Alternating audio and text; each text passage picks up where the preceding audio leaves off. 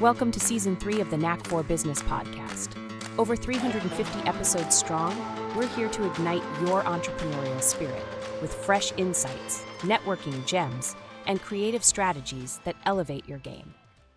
How do you stop feeling overwhelmed by all the decisions you have to make to keep your business running?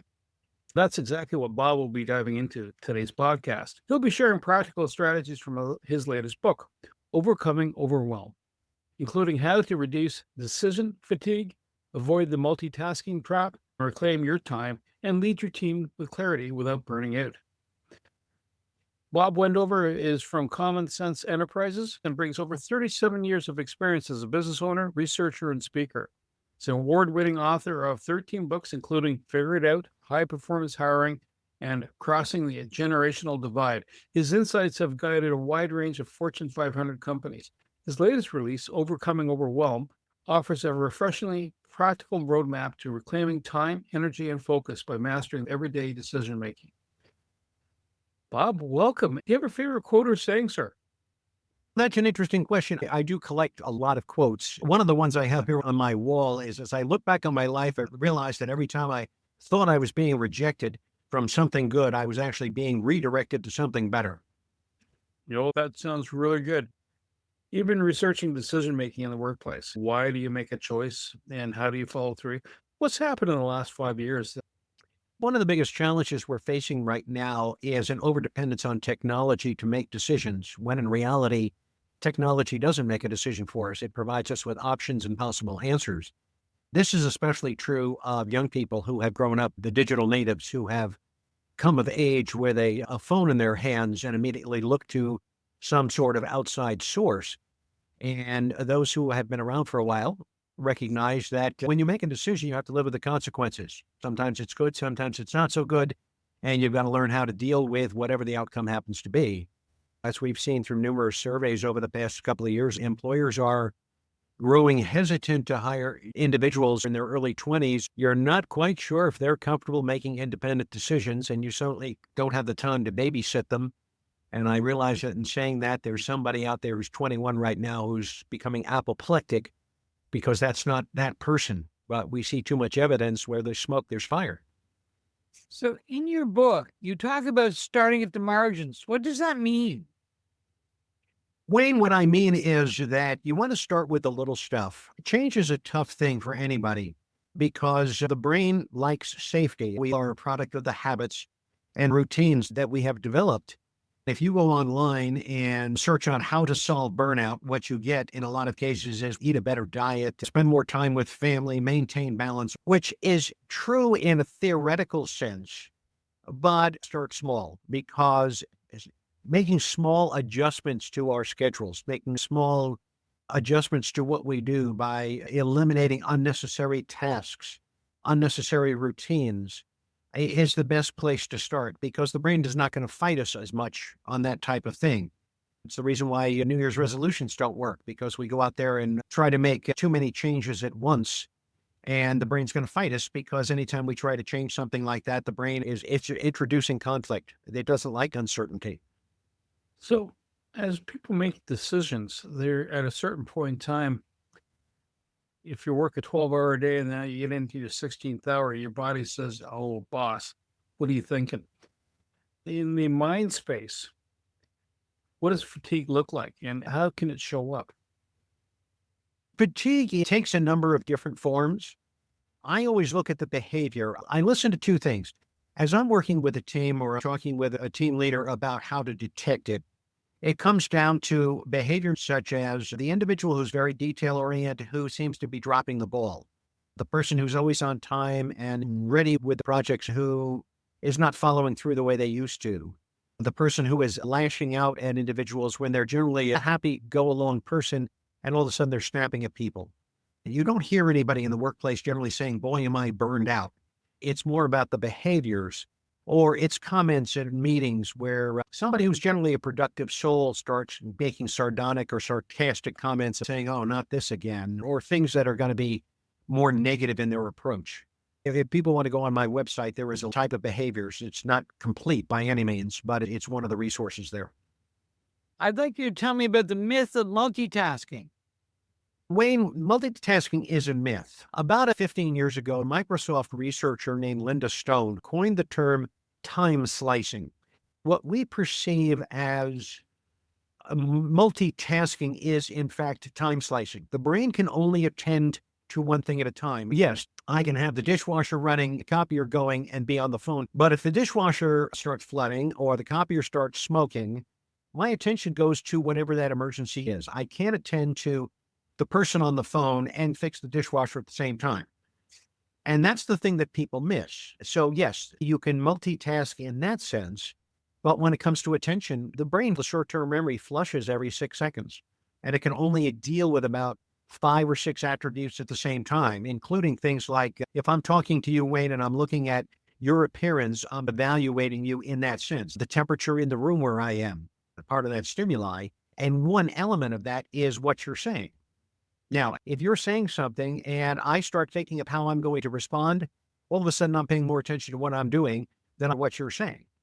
Or if I am talking with you and my smartphone vibrates in my pocket, I start paying attention to that and I end up saying to you, I'm sorry, I missed what you were saying. So the brain can only attend to one thing at a time. And that's not really multitasking. So what's the solution? Staying focused on one thing at a time. The best leaders work on one thing, finish it, and move on to the next. If they can't finish it, they compartmentalize it and say, okay, I'm going to move on to the next task until I have the resource or the question answered. One of the ways to avoid making bad decisions is stop making decisions. Tell me more about that. One of my global premises is to say to people, we make 35,000 decisions per day, according to most research. One of the keys is to reduce the number of decisions for 2 reasons. Number one, it releases mental energy. It gives us an opportunity to spend more time on the stuff that's really important. And it also stops sapping the physical energy. I talk about micro decisions a lot. If you're sitting at a traffic light and you're scrolling through your social media, every single one of those posts that you see, your brain has to decide in a microsecond whether or not you're going to watch it or listen to it or whether you're going to scroll to the next one. And in the space of maybe a minute and a half waiting for a long light, you might make 200 or 300 decisions like that. Each one of those costs you a bit of the blood glucose. If you do it in the morning because you have a habit of checking social media and emails by the time you get to the office, you feel like the edge is off of your energy or focus. That's the reason why. You have to be careful about that as you go through. The fewer decisions you make, the more energy and focus you have for making the ones that really count. People have that all fear of missing out. I don't want to miss anything that the boss said or that the team said. Chances are, if it's important, they'll repeat it. If you're able to compartmentalize that and let it go, that's probably a better strategy. I remember a time driving a familiar route, same time of day. I get there and I'm going, you know what? I forgot about a whole segment of the drive. Obviously, the vehicle arrived on time without injury. I didn't find anything added to the vehicle that shouldn't have been there. And then it's almost like muscle memory. Do you find that we compartmentalize our day, the kind of multitasking, like putting in a PIN number on a keypad? You no longer think of the numbers. It's like the finger does this and this. And then meanwhile, I'm talking to somebody. When do you decide, or assuming no one's in harm's way, when do you decide, hang on, the volume's too much? How do you stop? This should be someone else doing this task, or I got to break up my time. How do you decide when that's the ideal time to go, I'm overloading myself? A lot of it has to do with mindset. Small business owners especially are control freaks. Raise your hand if you're a control freak, and pretty much all the small business owners will raise their hands because we want to control everything. It's important to be able to take a step back and say, I have to trust. I have to let other people do things. It's a change in mindset. I have a virtual assistant who lives in the Philippines, and she's the one who makes those changes. Why? Partially because if I take the time to do it, I'm taking my focus away from something more important that only I can do. I'm wasting her time and my money if I'm not giving her the stuff that she should be doing. But it takes mindset to make that kind of a change. The unfortunate part is that it's all based on neural pathways. I feel comfortable making changes to my website. I'm proud that I can get on WordPress and do what I need to do. I need to compartmentalize that and say, okay, that's done. It takes time to make those changes because neural pathways are basically the basis behind a habit. So what do? You don't erase habits, as the myth says. No, what you do is you override a habit with a different habit. You override a bad habit with another routine of some sort. People who go around saying, I don't smoke anymore, end up smoking again anyway. Instead, they've got to find something to replace it. You talk about tactics. What are 2 or 3 low-hanging fruits that will give you a quick win? I'll give you a few, Wayne, and I'm going to tell you the numbers so people can go buy the book and look at all 114. One of them that comes up all the time is number 23, and that is the phrase, I have another commitment. That has saved me hours over the years. Because if I'm in a meeting where I don't need to be, or a conversation I don't need to have, or I'm just wasting, somebody else is wasting my time for whatever reason, I can say, I'm sorry, I have another commitment. And that person universally will say, oh, okay. Now, the truth is, in how many years that I've been doing that, no one has ever said to me, what's the other commitment? So I can sit in a meeting where it's a waste of time, and I can lean over to the person next to me and just say, I'm sorry, I have another commitment. And if anybody asks that person where Bob went, that person will say he has another commitment. So that's one of the simple things to do. But I always say it in an apologetic way, because that way it's not like I'm boasting about it. I'm not saying, hey, I'm getting out of this stupid meeting. I'm sorry, we got another commitment. Number 37, I got them written down here because I wanted to be prepared. Number 37, for instance, was resist the temptation to jump in. You get into a meeting, a group of friends, a conversation with your boss and maybe a boss's colleague, and they're having a conversation and what they're talking about sounds interesting. And all of a sudden you jump in and you don't need to. You don't need to contribute. Just let them talk. And that gives you the opportunity to back out of whatever is going on by saying, oh, I have another commitment. So we have to resist sometimes, I just want to talk to you for a couple of minutes. And the person says, oh, okay. And all of a sudden that's 10 minutes gone. So we have to be careful. A third one would be set a time frame on meetings, on meeting topics. Put it on the agenda. When you send a meeting agenda out to your team, and you should be sending an agenda out rather than just saying, hey, we're going to get together every Monday from 10 to 11. That's a disaster waiting to happen. Instead, say, okay, we have 3 topics this time, and the first topic is going to take 11 minutes. Make it an unusual number. And the second topic is going to be 7 minutes. It sends a message to people to be prepared when they show up. And if you send the context to everybody ahead of time, people are up to speed as opposed to you having to spend time explaining it. And people keep a clock on stuff.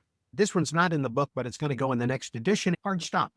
You can say to somebody, I have a hard stop in about 15 minutes. They will keep time for you because they want to respect your time. They will tell you when the 15 minutes is up. I use that all the time as well. Something that interests me, Bob, is you yourself was in the trenches. Tell me about going from the trenches to the learning and processing. What did Bob do as the journeyman?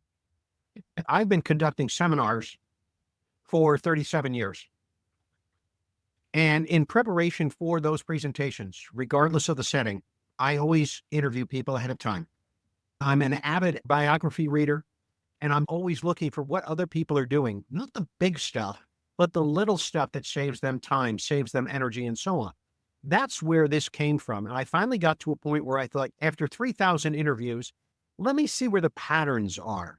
What I did was I gathered all of those, I wrote a paragraph about each one. And then I said they really break into different categories: meeting issues, interacting with other issues, technology, work environment types of little tactics, and so on. As a result of that, I was able to just come up with, in this particular edition, 114. I now have another 25 or 30 that'll go in the next edition.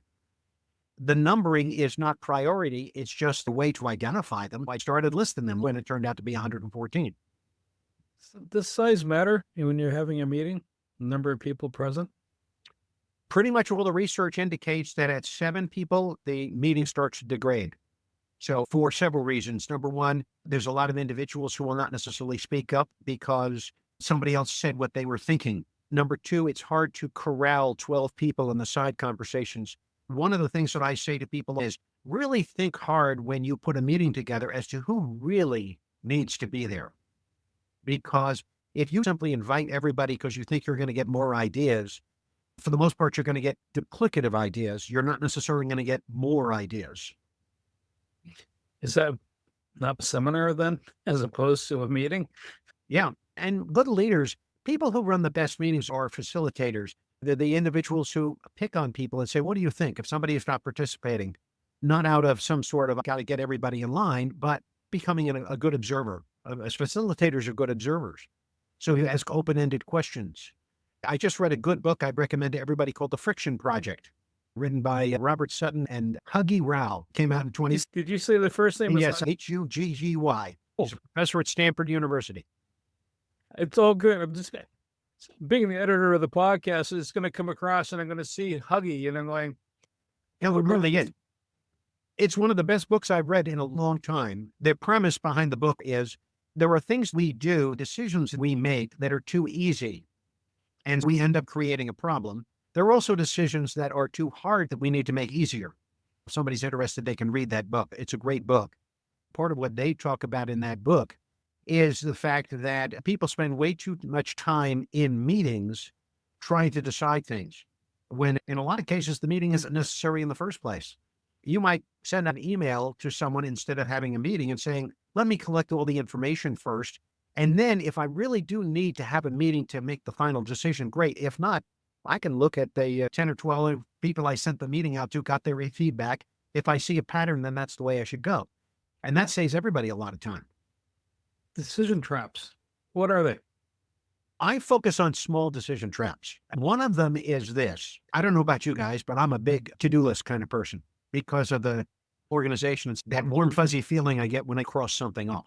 But that said, it's very easy sometimes to start doing all the little decisions rather than focusing on the one that really is most important.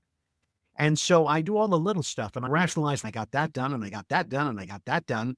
The problem is I didn't get the big thing done, and the big thing ends up getting pushed to the next day because I ran out of time or energy. So while it's important sometimes to give yourself a little bit of a win in the morning that says, I'm going to do A, B, C, or D, that's great. But then get on with what you need to do. What's your biggest issue? Solve that first. Or what is the most uncomfortable? And solve that. I make daily contacts. I make 5 phone calls a day. And I send 5 emails a day to prospects about conducting seminars. The truth is that takes me about 15, 20 minutes. It doesn't take that long, but it's also calling strangers. And we all as humans have that thing about, gee, I don't want to call strangers. I get past that by just doing it. It's a habit at this point. And then I can cross it off my list. You make a point about taking time to reflect and thinking about things.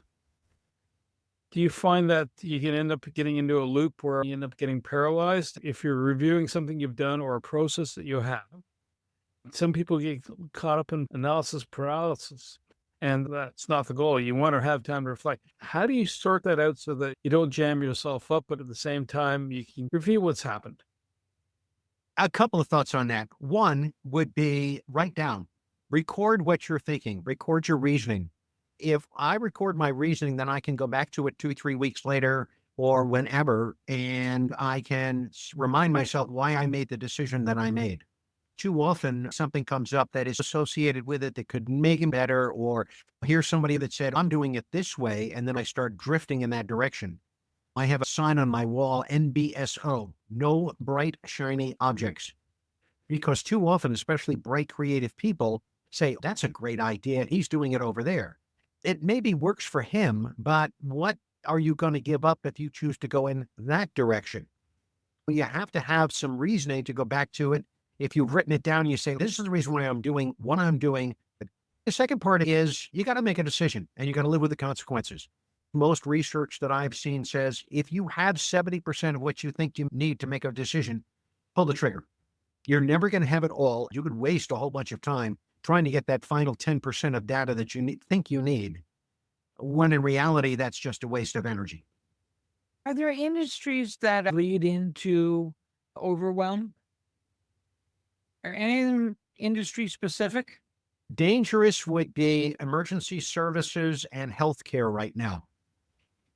That's where we see the greatest incidence of burnout, because those individuals feel called, even when they're tired and fatigued, they can't give up. Especially in certain times of the year or certain circumstances, healthcare is desperately short of good people at this point on the healthcare delivery side, nurses, physicians, radiology techs, and they work long hours and then they go home and they're thinking about their cases, so they can't put their minds to sleep. Healthcare is really in a mess across the world. You can go to the UK, Canada, US. There is just a shortage of well-trained people. They're so devoted. Education is another one. Emergency medicine, emergency response. Firefighters and fire response would be another good example. Anything that has to do with an urgency of that nature. Emotional intelligence.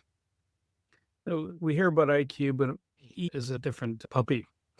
If you have a really good EQ, you get a sense of how much time you have, how much time someone else has, understanding the other person, etc. How do you impart that information to somebody? Let me tune you up. Not as in give you a smack upside the head, what were you thinking? As opposed to, let me guide you here and look for these signs. How do you enlighten them? And that's one of the things that I see these leaders do is set parameters. They compel people. I love the word compel, because compel means you set a clear expectation that people will perform in a particular way. I'll give you a great example. I interviewed Lisa, the chief operating officer of a large defense contractor in the United States. She oversees 12,000 people, works 5 days a week, 10 hours a day. She breaks her days into 40 10-minute or 15-minute chunks. If you get on her calendar, you get 15 minutes or 30 minutes. She is very disciplined around that. So as an example, she said, for instance, I've assigned 2 15-minute blocks to this interview and accomplished 2 things at the same time. 1, she illustrated her process, but 2, she also diplomatically let me know that at 29 minutes, she was going to end our interview, so I had better be concise and prepared. But she can do the same thing with others, and she has set a standard to the people who report to her that if you get on her calendar, you better be precise. He said, nothing drives me nuts more than the person who comes in unprepared, asks a 13-minute question and asks me to make a decision in 2 minutes. So she said, if you want to send me information ahead of time so that I can review it and I'm prepared, or you want to come in and spend the first 2 minutes asking the question and maybe providing some options so that we can discuss, that's great. But please don't waste my time. You won't get on my calendar again. Now, she's in a very powerful position compared to most, but you can still do that within a team just by setting that kind of an expectation. Let's get to the point. I've talked to leaders who have sat down with their teams and said, okay, here are the 3 or 4 expectations. If you're going to come to me with something and it's complicated, send me an email ahead of time and put the context in the email, including links, for instance. If you have some material you want me to read ahead of time, I can do that much faster than you explaining it.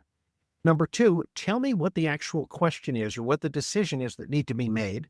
And number 3, provide me with the options. Tell me what would you do and what other options might be available. If we can do that, we're going to be very efficient, and it trains other individuals. And if you're the team leader, you can do that. Person is trying to build a car or a large electrical plant. They may have a huge team. These consortiums, is there a size that more than 12 people gets lost and that we should be tearing down companies instead of building them? To me, the most effective organizations are where there are a series of teams, it's well organized, and there are very clear demarcations about responsibility, authority, decision-making, and resources. Jamie Dimon, who runs JP Morgan and has for now, 20 years or something like that, he's a great example of that. He wouldn't be in that position if he wasn't very good at what he does. I've become a big fan of all of the interviews that he does because he is rather upfront. One of the things that he has said is, I assign authority. And if a person doesn't take that authority and run with it, they're probably not the person who should be in that position because I've given them the authority because I trust them. We set parameters, we set outcomes, we set goals. But if that doesn't happen, I want to know why they're not exerting their own authority. I want to know what I can do to either coach them or replace them when they're having trouble making decisions. You can be in an organization of 50 that's got 7 or 8 teams of 7 or 8 people. You can do the same thing and say, I've got a span of control of 7 people. Each one of those people manages 7 people. That's 49 people. So I don't meet with the front line. I want to be accessible to them if they have an issue. I'm going to wander around the organization every once in a while so they know I'm there. But when it comes to decision-making, it's those 7 people that I've assigned as team leaders who are going to run with my authority and make the decisions they need to. The size of the company implies that not everybody's going to be the same age or from the same era. What are the influences in the age demographic that influence making good decisions? Is it better in one age, or is it the person themselves, a certain type, like an introvert, extrovert? I think generations plays a role just simply because of the time in which everybody came of age. People our age, for instance, came with much more of a top-down type of leadership. Younger people are a lot more informed about collaboration, not necessarily flatter organizations, but they feel comfortable challenging, expressing their concerns and so on, because they've seen so much more of it in the media. They can watch a video on how this organization does what they do. Older individuals were taught to be more obedient. You show up before the boss comes in the morning and you don't go home till the boss leaves the parking lot in the afternoon. That's just not realistic anymore. People in their 50s and 60s especially still have that wiring, but that runs in conflict with the individual who says, why do we need to come in the first place? Why can't I just work out of my house? Why can't I be just, and that's one of the issues we're dealing with right now is task orientation, which is what the boomers especially grew up with, is not as relevant as it used to be. It's about outcome. I'm going to give you parameters, a deadline, an outcome, and a time frame. Perform. And if you need me, come to me. But if you come to me asking for permission decisions where, hey, I'm thinking about doing this, what do you think? I'm going to turn around on you and say, I gave you the authority. What are you going to do? People are afraid to make decisions in that sense. Older individuals are not so much that. They've learned over time what to do, and younger individuals, not so much. As I mentioned at the top of the program, that's one of the issues that managers are dealing with right now. Seth Godin said, people don't make decisions out of a fear of failure. They make decisions out of a fear of blame. I think that's very true. Micromanagers and macro managers. Now, the other part of the equation is the person who's guiding the ship, hand on the helm, so to speak. You've just described a macro manager as the ideal fit, and not the micromanager. So how do you get someone out of the weeds?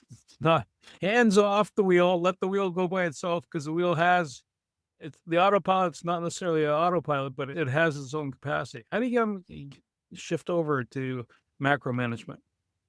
I think it depends upon the circumstance. If you are in a large organization, that person would need coaching. I did some work in the grocery industry back in the 1990s. And one of the things that used to happen is you take a produce manager who does a phenomenal job, gets promoted to assistant manager, and then goes to that new store as an assistant manager. And it runs amok because they're afraid to make decisions in a new environment. So they start micromanaging the produce department. That produce department looks amazing, but it's driving that produce manager nuts out of micromanagement. The individual is afraid to get out of their depth in other parts, whether it's the front end or dry grocery. That's a leadership issue. Up to the leader further up the food chain, it's the responsibility of leadership to say to an assistant manager, we're going to coach you. We're going to talk about what's working, what's not working, and compel you to get out of your depth. We're going to talk about hiring, staffing, community relations, and all the other stuff an assistant manager might be involved with. So from a larger organization standpoint, it's really coaching in that sense. In a smaller organization where the top dog is micromanaging, if they are open to the idea, it means finding a mentor, maybe who's running a similar organization or a local organization or someone you find through the Chamber of Commerce. If you have the resources, it might be joining an organization such as Vistage, where you meet with somebody who has been where you are and is able to coach you on a monthly basis and meet with peers. So it really depends upon the circumstances. I've seen in some large organizations the type of quiet quitting, where talented people have decided that you own my arms and legs, but you no longer interest me. How do you see as a senior manager that your organization is there? That's one of the biggest challenges that organizations are facing right now, partially because of what happened at the beginning of COVID, where everybody went home and now you have a group of individuals who don't want to come back. I think a lot of that started with just the evolution of COVID. We sent everybody home and then people didn't want to come back. And they said, why should I spend 45 minutes each way driving in the car and so on? We have a lot of individuals who want to work in a hybrid situation. Jamie Dimon says everybody should come back into the office 5 days a week. The reality is that the quiet quitting issue is sometimes not giving people enough work to do. Measuring outcome is a really hard thing to do sometimes. If the person is doing what they've been told to do and they can do it in 35 hours as opposed to 40, you have to be careful about saying, okay, I'm going to add another thing to your list just so that I'm taking up all 40 hours. Because then they're thinking, if I figure out how to do that in 37 and a half hours, you're going to add another little thing and that's going to burn me out. Okay, so this is delicate balance, but it's about outcome. It's about being clear. Too many managers, they're sustainers. They say, this is what we do. This is how we do it. I just hired you. You're going to do this. I used to do it, and it took me 40 hours. So this is what you're going to do. They become resentful when the person figures out how to do it in 5 or 7 hours less, or can do it remotely. That creates a cynicism on the part of the worker who says, if you're going to make me do make work types of things just to keep me busy, I'm going to find another opportunity. So have you ever worked with a company that they only had to make a few changes and everything was right as rain? You only provided a slight tweak as opposed to, listen, we have to overhaul. You're micromanaging too much. Your meetings are too long, too large. They're not meetings, they're seminars. Realize the intent and purpose. Have you ever come across a company where it's just light tweaking, or the other way around? The companies that execute well are few and far between. They hire me to come in and help them. I have a philosophy that I'm responsible to my audience, not for them. You can pay me to teach you what other companies are doing better, but if you don't adopt those strategies, I can't be responsible for that. That's part of the reason I resist the idea of consulting sometimes, because you pay me a lot of money, nothing changed. That's probably on you, not on me. Let's put our cards on the table. Good leaders are the first people to turn to others and ask for help, get some coaching themselves. We'll get together with a CEO group and say, here's my issue and what can I do about it? I've worked with a number of affinity groups where a group in an industry gets together and they're spread across the country so they don't compete with each other, but they all deal with the same type of equipment or service. So they're all dealing with the same types of challenges in different geographic areas. It's cool to sit down with them. They're typically executives, owners. They say, this is my issue. And they have a round table and they say, okay, what do you do? And what do you do? And how did you solve this? They take that back if they think it works for their organization. They meet 4 or 5 times a year. Part of it's social and part of business. They have relationships and people they can trust, that they can throw something against the wall and see what happens. You mentioned Mr. Diamond, and there's certainly others, probably Steve Jobs is the most famous. How do you energize a workplace, especially one that's de-energized? That's a seminar in itself. There's a rabbit that comes with a battery, the energizer. Yeah, exactly. I think it starts out with assessment, Wayne. What's going on? What's not working? Are we talking about efficiency? Are we talking about mistakes? Are we talking about turnover, employee turnover? Are we talking about a lack of passion on the part of leadership or a lack of disorganization on the part of leadership? I'm a product of the era in conducting things where the CEO goes to a conference and here's a speaker and the speaker speaks very eloquently and the guy says, oh, he's got a great book. And so the president buys 10,000 books and gives everybody a copy. They say, now we're going to go in this direction. And then the next year he goes to another conference. Here's another speaker, buys another 10,000 books and says, now we're going to go in this direction. And after a while, nobody takes him seriously. It's a culture thing more than anything else, but it begins with assessment. It begins with sitting down and saying, what's going wrong? What's going right? And talking to the front line and saying, if you want to change this. That's one of the things the guys who wrote the Friction Project talked about was get down on the front line, talk to people and say, what would you fix? Because a lot of times they have the answers because they're living it as opposed to supervising it or leading it. It's interesting. I've worked in a large corporation and size matters, as in you can easily lost or the sense of purpose, or it was a hospital, a healthcare institution. The housekeeper didn't feel they were important, yet if they didn't do their job well, it affected the baseline of everything else. So you could have the most adept surgeon and the most adept treatment, but if the infection came in, it wreaks havoc. So having everybody aligned and working together is really. I did some work with a network of 5 hospitals in Michigan. One person said to me, they have about hospital service. He said, one of the things that we struggle with is the quality of food, because people remember the food more than they remember what actually happened to them and helped them heal. And how do we deal with that? Because that's unfair. The fact that you don't like the green Jell-O and you mark us down on our service because you didn't like the Jell-O, for heaven's sakes, that's unfair. But he said, unfortunately, patients have become customers more than patients sometimes. Just as a side note regarding food. It seems to be a common denominator in most healthcare institutions. Someone in the nutrition department said, we can't always add salt because of your predicament. So some of the food is going to be bland. And Yeah.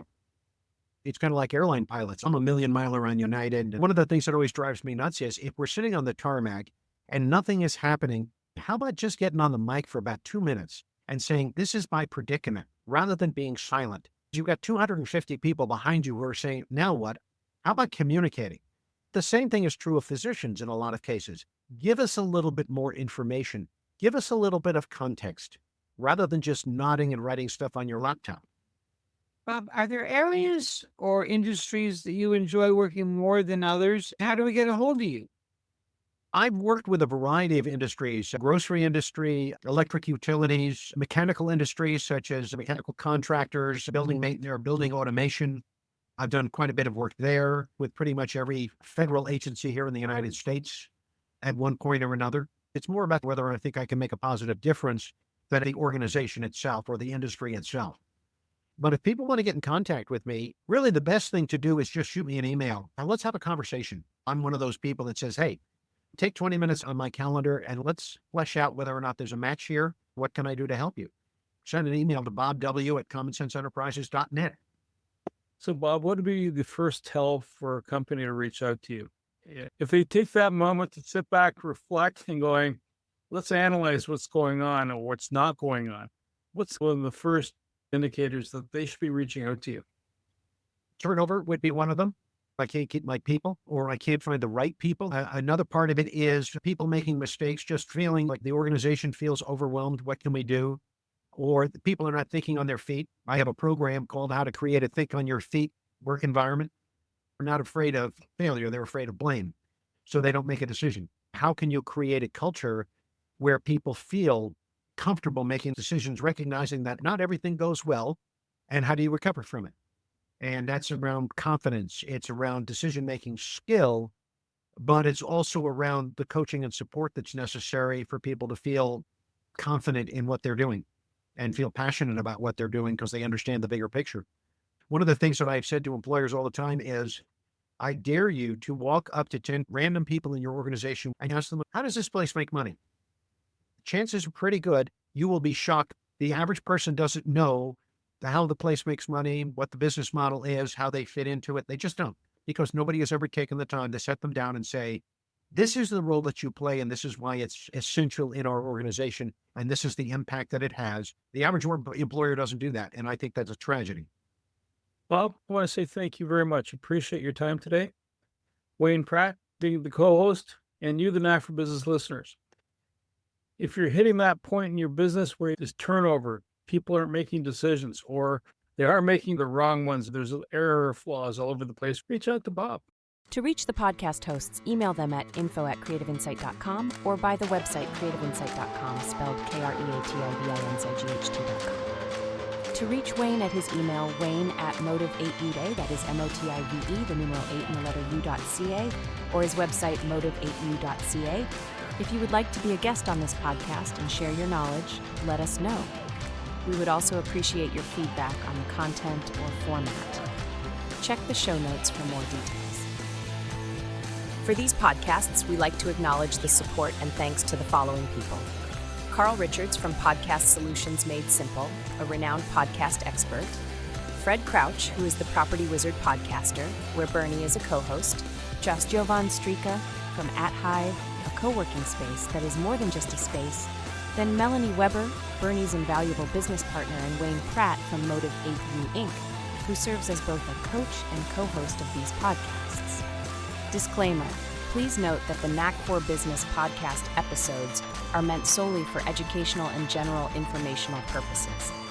The information and opinions contained within are not intended to be professional advice on any subject matter.